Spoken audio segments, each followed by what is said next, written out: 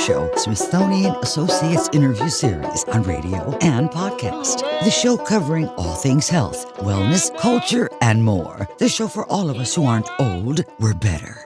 Each week, we'll interview superstars, experts, and ordinary people doing extraordinary things, all related to this wonderful experience of getting better, not just older. Now, here's your host, the award-winning Paul Vogelzang. Welcome to the Not Old Better Show, Smithsonian Associates Interview Series. I'm just in a great mood today on radio and podcast where your experience meets our innovation, all in the golden years. I'm Paul Vogelzang, your guide through the fascinating world that surrounds us. Today, we are venturing into a realm that's foundational to our daily existence, yet often remains an unsung hero in our stories. In this episode, we are set to embark on an exploratory journey. Imagine the invisible networks that power up your morning coffee, bring water to your gardens, and pave the paths you walk on. This is the world of infrastructure, silently supporting every facet of our lives. Joining us today is special guest Smithsonian Associate Deb Chachra, author of the enlightening new book, How Infrastructure Works Inside the Systems That Shape Our World. Deb's experience growing up where access to everyday utilities was a challenge has given her a unique appreciation for these essential systems. She's here to share her insights and expertise, highlighting how crucial infrastructure is, especially in the lives of our Smithsonian Associate Not Old Better Show audience. Deb Chachra will be appearing at Smithsonian Associates coming up, so please check out our website for more details on Deb Chatra's Smithsonian Associates presentation titled How Infrastructure Works Inside the Systems That Shape Our World. But we have Deb Chachra today, and today's conversation goes beyond mere appreciation. We are diving into actionable insights. How can we, as proactive members of society, contribute to the sustainability and improvement of the infrastructure that underpins our daily lives? What roles can we play to ensure that these systems continue to support not just us, but also future generations, embedded in what Deb Chachra calls networks of mutual care, and how Deb's own grandmother would not recognize her today. Come on, Bill. If my great-great-grandmother were to see me on an evening, puttering around my apartment, making dinner for myself, doing small household chores, or just sitting on the couch reading, she could easily conclude that I was an entirely self-sufficient loner, because my daily life looks so different from hers. What wouldn't be immediately visible to her is the way that I'm embedded in networks of mutual care. They are social, with my friends and family, professional, with my students and my colleagues, and civic, political, and economic. Each network includes people right next to me and people on the other side of the world. Even though the source of my water or the energy that powers my lights is invisible from inside my home, these infrastructural systems, with the technologies, organization, and enormous amount of human labor needed to keep them functioning, are also networks of mutual care in which I am inextricably bound. Just like infrastructure, the human work of caring for other humans is also generally taken for granted, underappreciated, and undervalued. It doesn't scale, it doesn't produce a direct return on investment, and it can't be put off or ignored. Nor can it easily be replaced. Care is so dependent on context and on embodied human interaction that it can't easily be automated, made efficient, or optimized. People are intrinsically adaptive, resilient, responsive, locally situated, and appropriate, exactly what we need from our infrastructural systems in an era of climate instability. We need this community, society, and civilization-wide commitment to collective systems of care. We especially need these commitments as we navigate the transition that is anthropogenic climate change.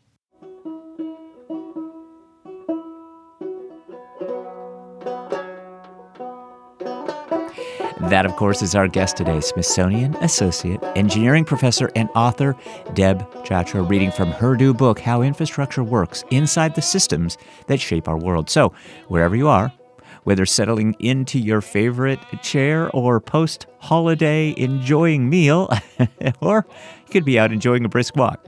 Join us for this enlightening journey. Let's celebrate the unseen and understand the profound impact of the intricate world beneath our feet and all around us. Stay with us here on the Not Old Better Show Smithsonian Associates Interview Series as we start this fascinating conversation with Deb Chachra. Deb Chachra, welcome to the program. Thank you so much for having me.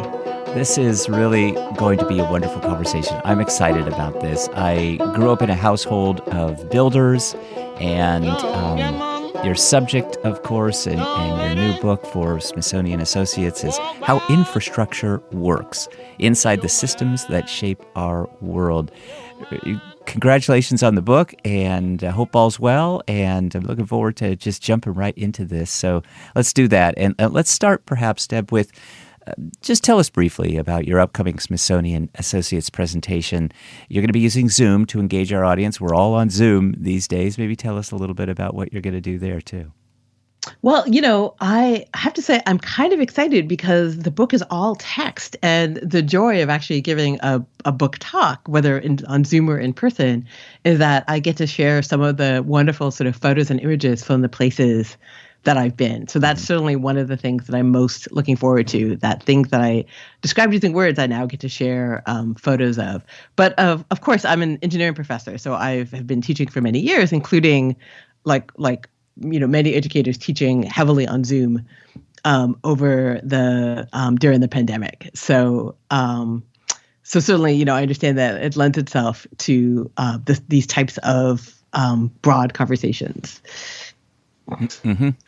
Yeah, I think that is particularly nice because when you think about infrastructure, at least for me, when they work really well, they're kind of hidden in plain sight. And yet we know when something doesn't work and isn't working. And our own street where we live is full of potholes. I would chalk that up perhaps to some infrastructure needs, and there are many others.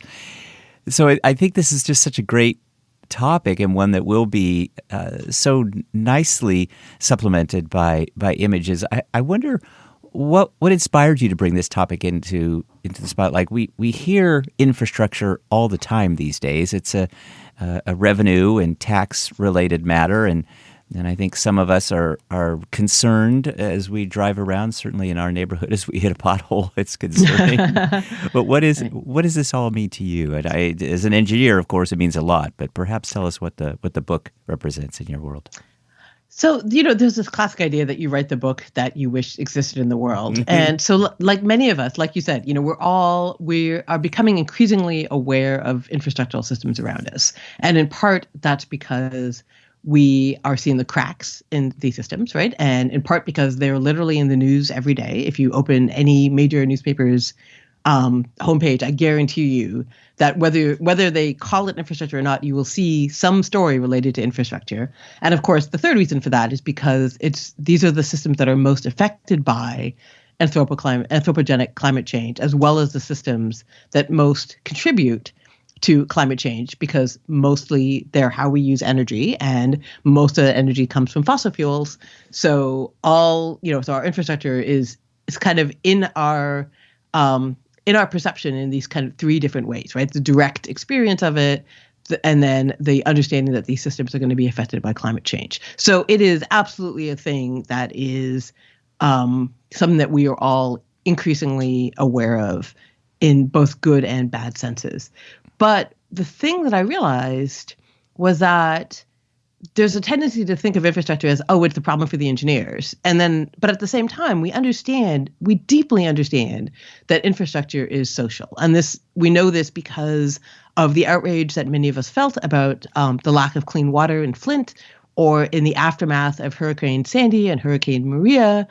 So we understand that these systems are let me try that again. We understand that these systems are social, and we especially understand that the ways in which these systems fail is a social and a political choice. So the insight So let's try it one more time. You think this is the question I know how to answer perfectly by now, but I'm working on it still. You're doing great. I mean, please, as I say, I like to have a good time, and this is wonderful stuff. So thank you. Great. So I think the main perspective of the book and the argument of the book is that the technological side of it, how these systems work from a very basic engineering point of view, that it's about energy and matter and networks, and the social aspects of the systems, the political aspects of these systems, are linked together in a way that we can't consider one side or the other.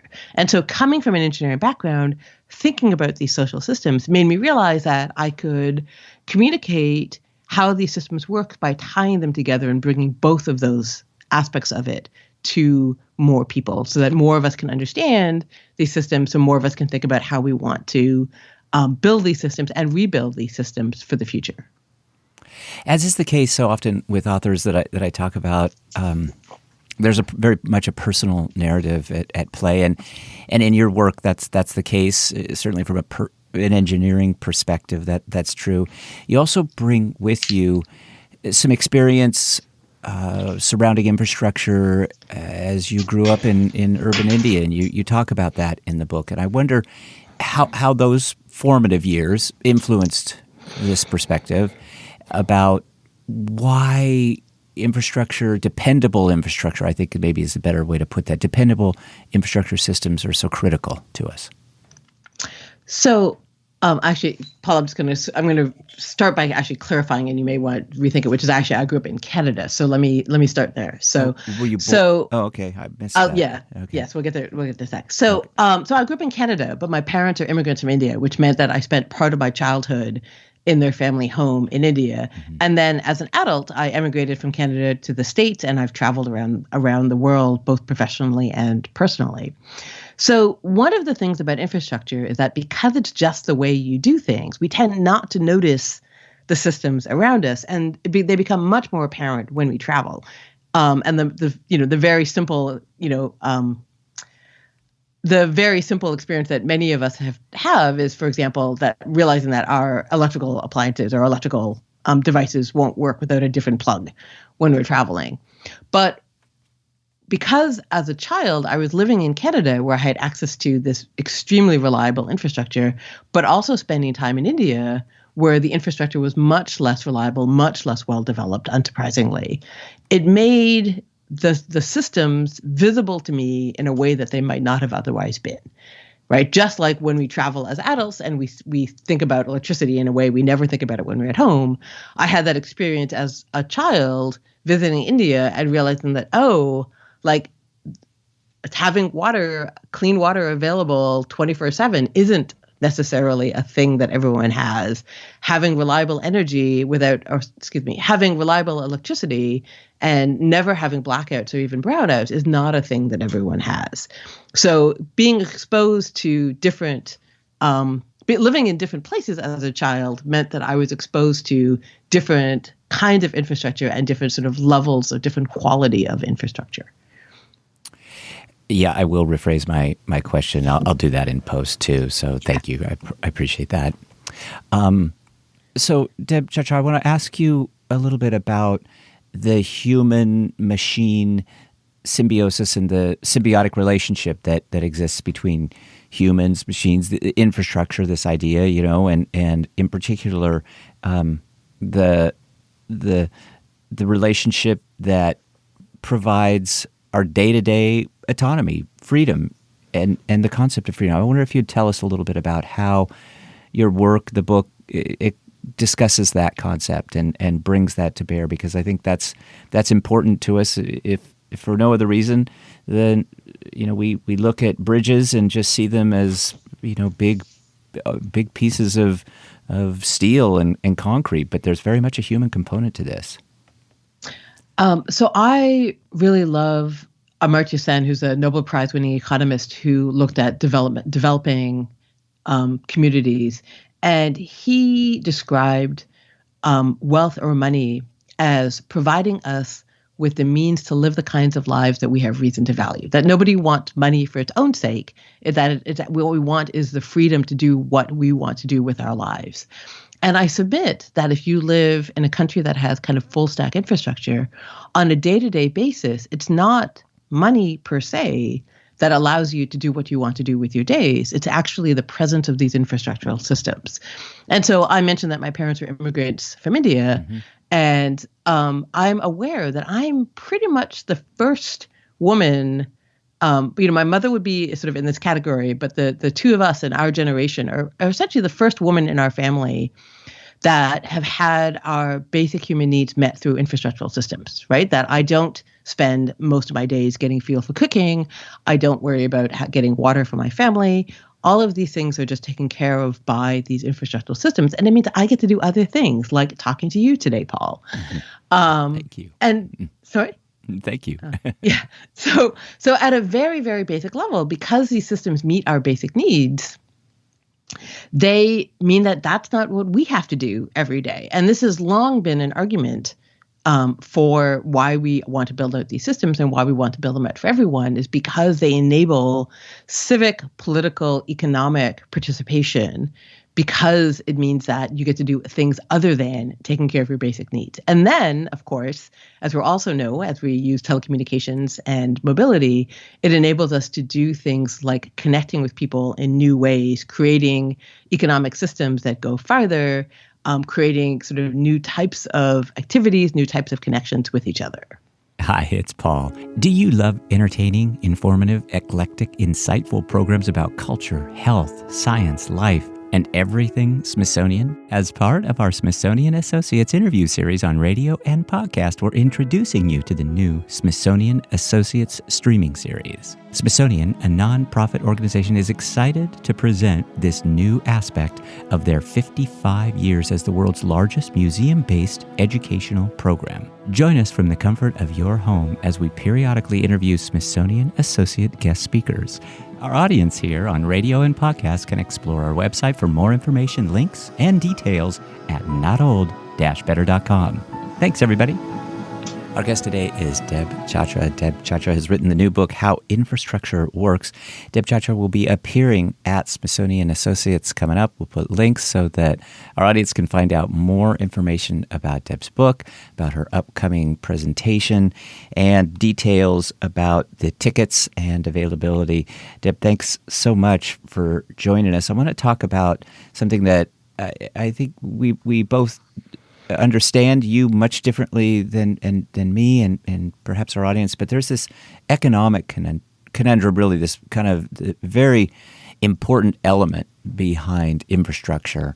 And when we think about the economic aspects of infrastructure, you talk a little bit about this in the book, how we celebrate new projects, yet there's neglect of maintenance of older projects, and probably should be the reverse. And so I wonder what your thoughts are on kind of shifting this notion so that we're ensuring the longevity and efficiency of these systems rather than just celebrating their birth and then kind of ignoring them thereafter.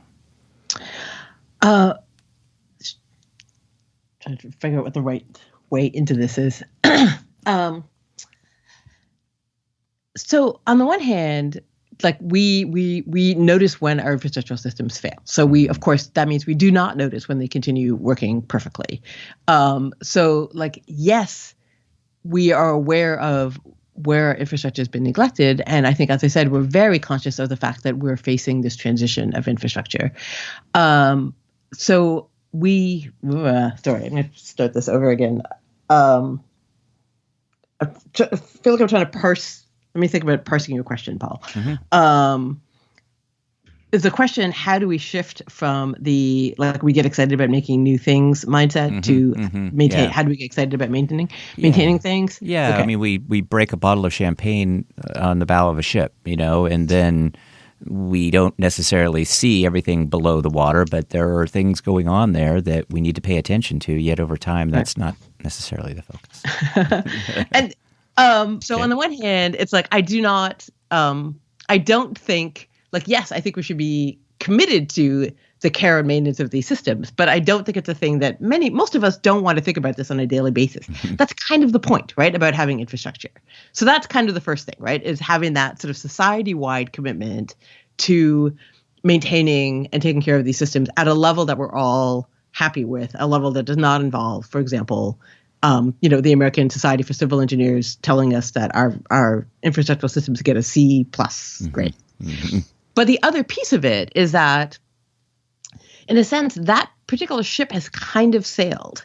And actually, it's sailed in a really wonderful way, which is that we all understand that we are looking at anthropogenic climate change and that we need to think about decarbonizing these technological systems. Mm-hmm. And so the idea of, we just need to maintain our systems is actually not where we are.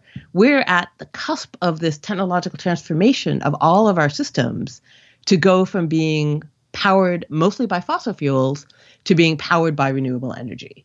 So for the last, for our lifetimes, for myself and for our listeners, for our lifetimes, we've pretty much had the sort of status quo, right? We've had these systems, and the new thing is telecommunications, but everything else has been functioning pretty much the same way over our entire lives.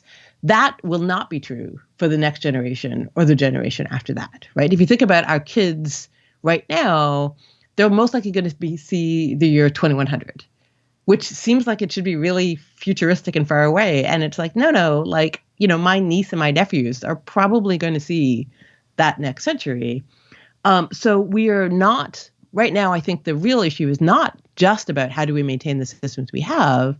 It's how do we recognize that there's this other future that is waiting to be built, and commit to that transformation so that our descendants can take their infrastructural systems for granted in the same way as we take our infrastructural systems, or have taken our infrastructural systems for granted.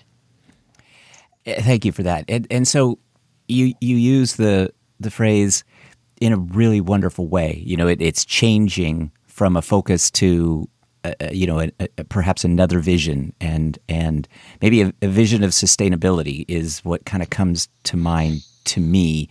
And so I think about innovation, and your book it offers a kind of a hopeful tone, and you do refer to this as kind of being a wonderful next step in many, many ways. So what is it about the future, and in particular some of the innovative approaches that you believe will lead to our future, and a sustainable one for our infrastructure? So this sounds like a very weird thing to say, but a lot of it is just kind of basic physics that we live on a planet. We live, on a blue marble. It's suspended in space. Mm-hmm. It's surrounded by void, and we are bathed in sunlight. Right. Mm-hmm. So there is more sunlight arriving on the Earth than we could pretty much ever reasonably use. All human activity, if all humans on Earth used energy, let's try it again. If all humans on Earth used energy at the same rate as, say, North Americans, that would still only be a fraction of a percent of the amount of energy that's arriving on our planet every day.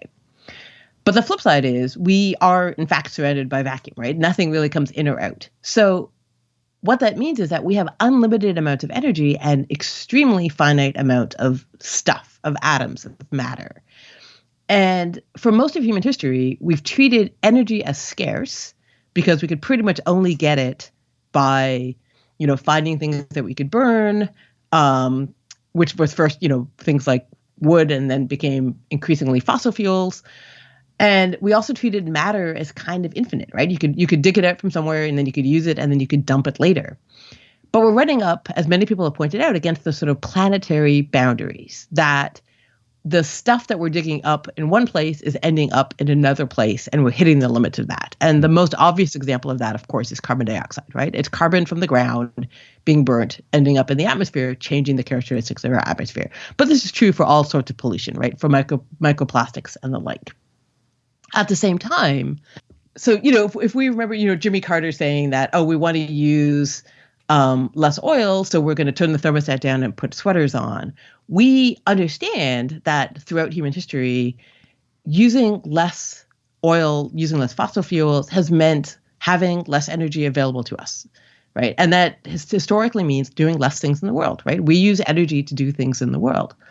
What has changed is that in the last 20 or so years, largely because of really excellent sort of policy decisions and really hard work by researchers and engineers, we've pretty much solved the problem of how to harness renewable energy. So this is when you see wind turbines. This is when you see solar panels, right? These are now known technologies that we're figuring out how to deploy at scale. So that connection between energy usage and carbon dioxide and greenhouse gas emissions has now effectively been cut. We can reduce our carbon dioxide emissions without reducing the amount of energy that we use, without necessarily turning down the thermostat and putting on a sweater. And this is unprecedented. But this does recognize the actual reality of our planet, which is that we have lots and lots of energy, but we don't have unlimited amounts of matter collectively. But the thing we can transform them to is one that is in alignment with the actual physical reality of our planet, a place where we have energy, but we're limited with matter. And it's one where we now have all of the technologies that we need pretty much to do it. We're now figuring out the social questions of how do we rebuild these systems. Deb Chachra, this new book is titled How Infrastructure Works Inside the Systems That Shape Our World. It's getting great reviews. Clive Thompson, author of Coders, The Making of a New Tribe and the Remaking of the World, says how infrastructure works gives you X-ray vision into our built environment. It's also a ton of fun to read. Chachra is a gifted stylist and a first-rate intellectual guide. I thought that said an awful lot about the book, Deb Chachra. And I just really appreciate your time. We're looking forward to seeing you at Smithsonian Associates coming up. I really just have one final question for you. How can we, as your audience, the average person, readers, how can we get a little bit more involved in the infrastructure that we rely on daily? What role does education play in that, and maybe teach us and inspire us a little bit? I really love the anti-abolition activist Mariame Kaba's idea that you can work at the short, medium, and long term, and that you can work at the individual level and at the household or the community level and the larger level. And because I'm a giant nerd, I think of this as a 3x3 matrix, right? What can I do in the short term by myself? And what can I do in the long term as a society? And so then it's like, okay, well, what can I put in each of these, each of these 9 boxes? And one of the things that I really want people to take away with is that there's no right way or wrong way to do this. There is an enormous amount of work that has to be done. And we all have different capacities to do different things at different scales. So some things might be really hard for you to do at an individual level. So I live in an apartment. And so, my heating is shared with the building. So I'm not the person who gets to individually decide, I'm going to take out the furnace and put in a heat pump. I am someone who can decide, you know what, I'm going to buy an induction burner and use that instead of my gas stove. But then I live in Cambridge, Massachusetts, and Cambridge has a program to purchase renewable electricity that the city just sort of manages. So you can just ask the city to say, hey, I would like to have all of my energy come from renewable sources, and they talk to the utility company and they make it happen. So everyone has access to different things that they can do, and it really is dependent on your sort of individual household and where you live and what kind of life you lead. But if we think of it in terms of what can you do on the short, medium, and long term, what can you do at the sort of individual or the community or the larger level, then that provides lots of entry points for thinking about how to make these kinds of changes. Thank you. Deb Chachra has been our guest today, author of the new book, How Infrastructure Works. When we think about reservoirs and transformers, sewers, cables, pipes that deliver water and importantly, energy today. This is all in the book and will be featured in the presentation by Deb Chachra at Smithsonian Associates. Thanks so much for your time. Again, congratulations on the book. And as you do more work on this, I know our audience will be interested. We'd love to have you back. So I'll just throw that out selfishly for you. But thank you for your time today. And my best to you. Have a great rest of your day, Deb. Great. Thanks, Paul. I'm sorry we went over. Thank you for having me today. Oh, no, that's fine. That's great. As we bring today's episode of the Not Old Better Show to a close, I want to extend a heartfelt thank you to Smithsonian Associate Deb Chachra for joining us. Deb, your insights and the deep dive into your new book, How Infrastructure Works Inside the Systems That Shape Our World, have been nothing short of enlightening. And for our audience, eager to learn more, Deb Chatra's upcoming presentation at Smithsonian Associates is an event not to be missed. Check out our website for all the details. A big shout out, of course, to the amazing Smithsonian team for all they do to support the show and for making these conversations possible. And to you, our cherished listeners here on radio and podcast, your presence and enthusiasm are what make the Not Old Better Show a beacon for knowledge and inspiration. But our conversation doesn't end here. Let's keep it going on social media. You can find us on Facebook, Twitter, X, Instagram, and LinkedIn. Just search for the Not Old Better Show on Linktree and everywhere, and join our growing community. Don't forget to like, follow, and share. As always, remember our mantra: talk about better. Stay well, stay safe, and let's continue this journey of discovery and conversation. Be sure to tune in next week for another engaging episode of the Not Old Better Show, Smithsonian Associates Interview Series on radio and podcast. Thanks, everybody, and until next week, let's talk about better. Thanks for joining us this week on the Not Old Better Show, Smithsonian Associates Interview Series on radio and podcast.